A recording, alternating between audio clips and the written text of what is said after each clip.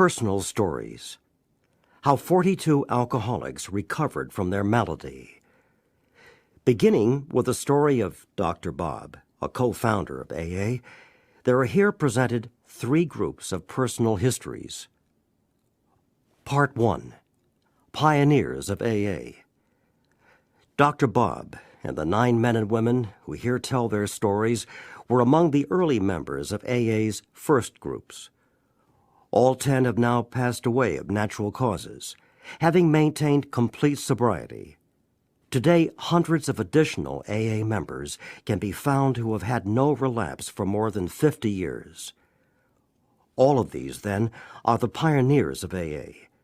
They bear witness that release from alcoholism can really be permanent. Dr. Bob's Nightmare.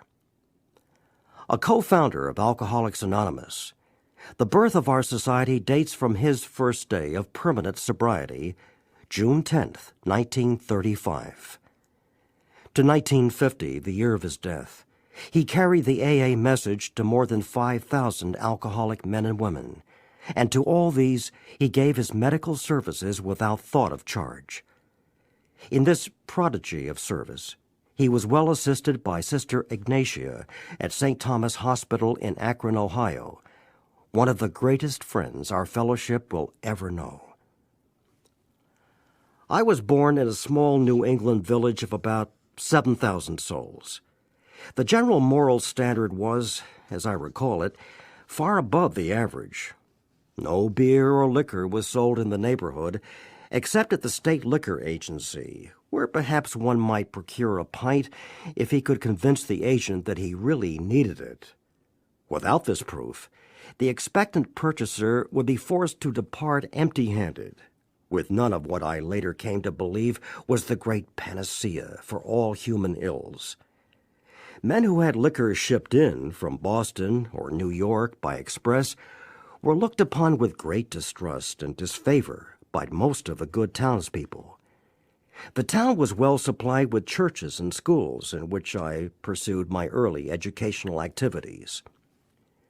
My father was a professional man of recognized ability, and both my father and mother were most active in church affairs. Both father and mother were considerably above the average in intelligence.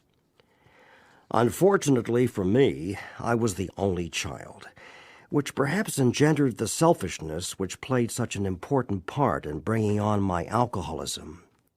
From childhood through high school, I was more or less forced to go to church, Sunday school, and evening service, Monday night Christian Endeavor, and sometimes to Wednesday evening prayer meeting.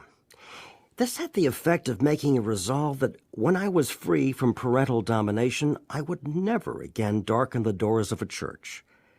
This resolution I kept steadfastly for the next 40 years, except when circumstances made it seem unwise to absent myself.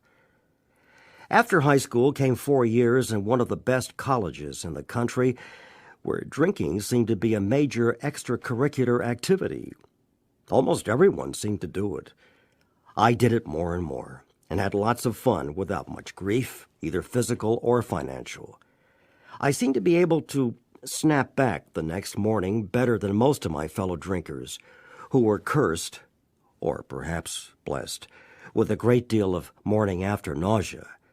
Never once in my life have I had a headache, which fact leads me to believe that I was an alcoholic almost from the start.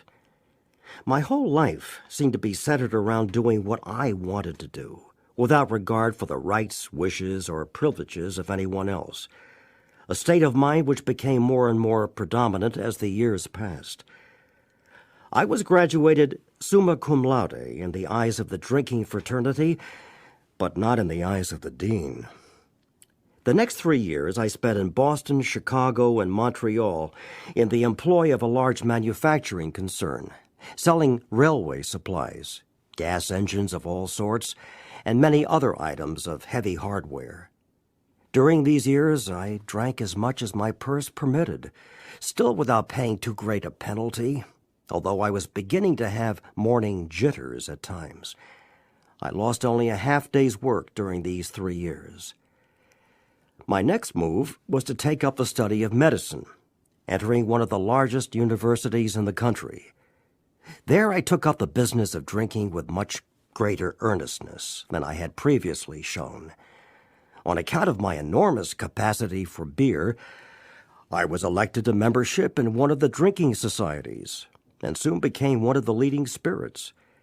Many mornings I've gone to classes, and even though fully prepared, would turn and walk back to the fraternity house because of my jitters, not daring to enter the classroom for fear of making a scene should I be called on for recitation. This went from bad to worse until sophomore spring, when after a prolonged period of drinking, I made up my mind that I could not complete my course. So I packed my grip and went south to spend a month on a large farm owned by a friend of mine. When I got the fog out of my brain, I decided that quitting school was very foolish and that I had better return and continue my work. When I reached school, I discovered the faculty had other ideas on the subject. After much argument, they allowed me to return and take my exams, all of which I passed creditably.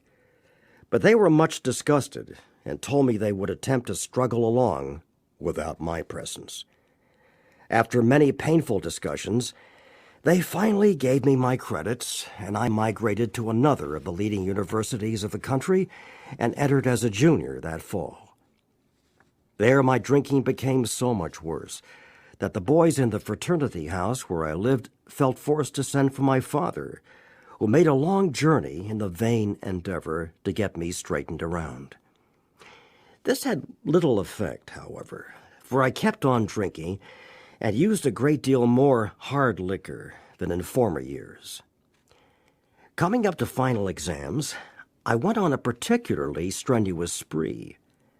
When I went in to write the examinations, my hand trembled so I could not hold a pencil. I passed in at least 3 absolutely blank books. I was, of course, soon on the carpet, and the upshot was that I had to go back for 2 more quarters and remain absolutely dry if I wished to graduate. This I did, and proved myself satisfactory to the faculty, both in deportment and scholastically. I conducted myself so creditably that I was able to secure a much-coveted internship in a western city where I spent 2 years. During these 2 years, I was kept so busy that I hardly left the hospital at all. Consequently, I could not get into any trouble. When those 2 years were up, I opened an office downtown. I had some money, all the time in the world, and considerable stomach trouble. I soon discovered that a couple of drinks would alleviate my gastric distress, at least for a few hours at a time, so it was not at all difficult for me to return to my former excessive indulgence.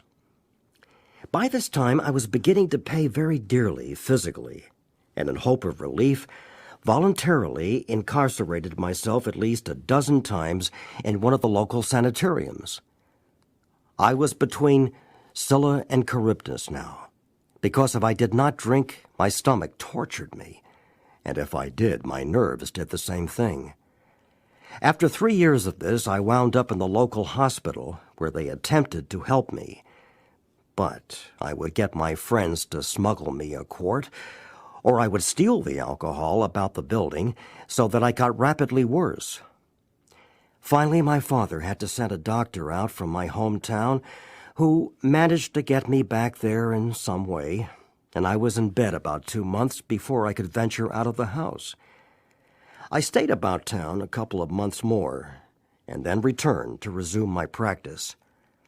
I think I must have been thoroughly scared by what had happened, or by the doctor, or probably both, so that I did not touch a drink again until the country went dry. With the passing of the 18th Amendment, I felt quite safe. I knew everyone would buy a few bottles or cases of liquor as their exchequers permitted, and that it would soon be gone. Therefore, it would make no great difference, even if I should do some drinking.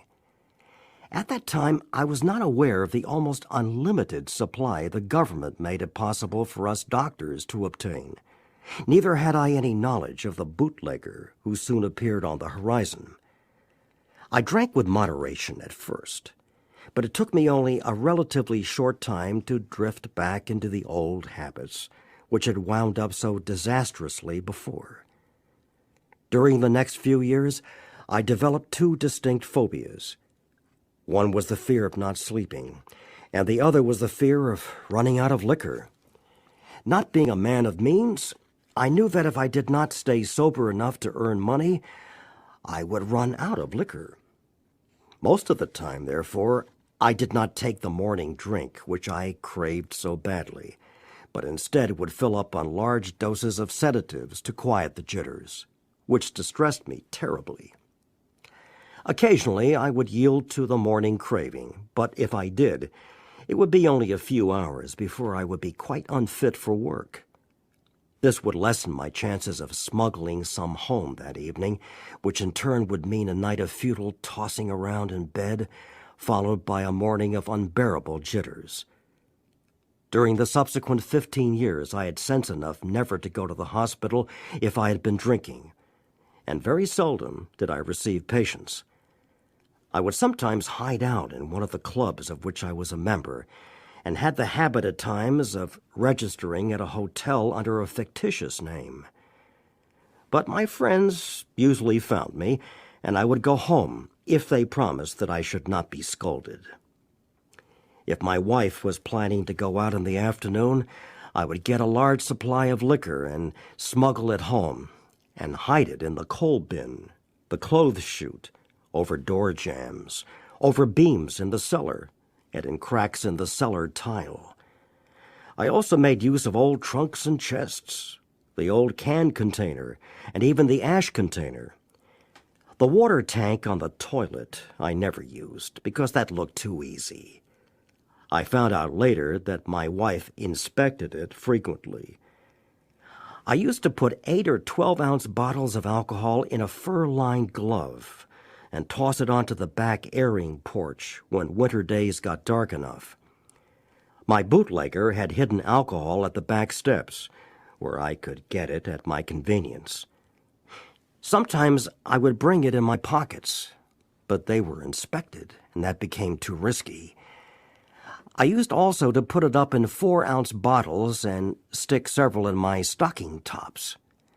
This worked nicely until my wife and I went to see Wallace Beery in Tugboat Annie, after which the pant leg and stocking racket were out.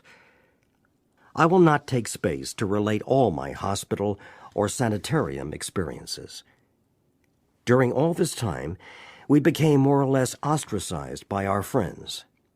We could not be invited out because I would surely get tight, and my wife dared not invite people in for the same reason. My phobia for sleeplessness demanded that I get drunk every night. But in order to get more liquor for the next night, I had to stay sober during the day, at least up to 4 o'clock. This routine went on with few interruptions for 17 years.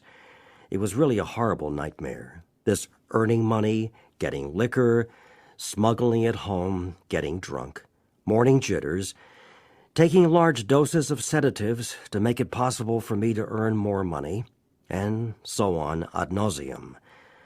I used to promise my wife, my friends, and my children that I would drink no more, promises which seldom kept me sober, even through the day, though I was very sincere when I made them. For the benefit of those experimentally inclined, I should mention the so-called beer experiment. When beer first came back, I thought that I was safe. I could drink all I wanted of that. It was harmless. Nobody ever got drunk on beer. So I filled the cellar full, with the permission of my good wife. It was not long before I was drinking at least a case and a half a day. I put on 30 pounds of weight in about 2 months, looked like a pig, and it was uncomfortable from shortness of breath. It then occurred to me that after one was all smelled up with beer, nobody could tell what had been drunk, so I began to fortify my beer with straight alcohol. Of course, the result was very bad, and that ended the beer experiment. About the time of the beer experiment, I was thrown in with a crowd of people who attracted me because of their seeming poise, health, and happiness. They spoke with great freedom from embarrassment, which I could never do, and they seemed very much at ease on all occasions and appeared very healthy. More than these attributes, they seemed to be happy. I was self-conscious and ill at ease most of the time. My health was at the breaking point, and I was thoroughly miserable. I sensed they had something I did not have, from which I might readily profit. I learned that it was something of a spiritual nature, which did not appeal to me very much, but I thought it could do no harm. I gave the matter much time and study for the next 2.5 years, but I still got tight every night, nevertheless. I read everything I could find and talked to everyone who I thought knew anything about it. My wife became deeply interested, and it was her interest that sustained mine, though I at no time sensed that it might be an answer to my liquor problem. How my wife kept her faith and courage during all those years I'll never know, but she did. If she had not, I know I would have been dead a long time ago. For some reason, we alcoholics seem to have the gift of picking out the world's finest women. Why they should be subjected to the tortures we inflict upon them, I cannot explain. About this time, a lady called up my wife one Saturday afternoon, saying she wanted me to come over that evening to meet a friend of hers who might help me. It was the day before Mother's Day, and I had come home plastered, carrying a big potted plant, which I set down on the table and forthwith went upstairs and passed out. The next day she called again. Wishing to be polite, though I felt very badly, I said, "Let's make the call," and extracted from my wife a promise that we would not stay over 15 minutes. We entered her house at exactly 5 o'clock, and it was 11:15 when we left. I had a couple of shorter talks with this man afterward and stopped drinking abruptly. This dry spell lasted for about 3 weeks. Then I went to Atlantic City to attend several days' meeting of a national society of which I was a member. I drank all the scotch they had on the train and bought several quarts on my way to the hotel. This was on Sunday. I got tight that night, stayed sober Monday till after the dinner, and then proceeded to get tight again. I drank all I dared in the bar, and then went to my room to finish the job. Tuesday, I started in the morning, getting well organized by noon. I did not want to disgrace myself, so I then checked out. I bought some more liquor on the way to the depot. I had to wait some time for the train. I remember nothing from then on until I woke up at a friend's house in a town near home. These good people notified my wife, who sent my newly made friend over to get me. He came and got me home and to bed, gave me a few drinks that night, and 1 bottle of beer the next morning. That was June 10th, 1935, and that was my last drink. As I write, nearly 4 years have passed. The question which might naturally come into your mind would be, what did the man do or say that was different from what others had done or said? It must be remembered that I'd read a great deal and talked to everyone who knew, or thought they knew, anything about the subject of alcoholism. But this was a man who had experienced many years of frightful drinking, who had had most all the drunkard's experiences known to man, but who had been cured by the very means I had been trying to employ, that is to say, the spiritual approach. He gave me information about the subject of alcoholism which was undoubtedly helpful. Of far more importance was the fact that he was the first living human with whom I had ever talked who knew what he was talking about in regard to alcoholism from actual experience. In other words, he talked my language. He knew all the answers, and certainly not because he had picked them up in his reading. It is a most wonderful blessing to be relieved of the terrible curse with which I was afflicted. My health is good, and I have regained my self-respect and the respect of my colleagues. My home life is ideal, and my business is as good as can be expected in these uncertain times. I spend a great deal of time passing on what I learned to others who want and need it badly. I do it for 4 reasons. 1. Sense of duty. 2. It is a pleasure. 3. Because in so doing, I am paying my debt to the man who took time to pass it on to me. 4. Because every time I do it, I take out a little more insurance for myself against a possible slip. Unlike most of our crowd, I did not get over my craving for liquor much during the first 2½ years of abstinence. It was almost always with me. But at no time have I been anywhere near yielding. I used to get terribly upset when I saw my friends drink and knew I could not. But I schooled myself to believe that though I once had the same privilege, I had abused it so frightfully that it was withdrawn. So it doesn't behoove me to squawk about it, for, after all, nobody ever had to throw me down and pour liquor down my throat. If you think you are an atheist, an agnostic, a skeptic, or have any other form of intellectual pride which keeps you from accepting what is in this book, I feel sorry for you. If you still think you are strong enough to beat the game alone, that is your affair. But if you really and truly want to quit drinking liquor for good and all, and sincerely feel that you must have some help, we know that we have an answer for you.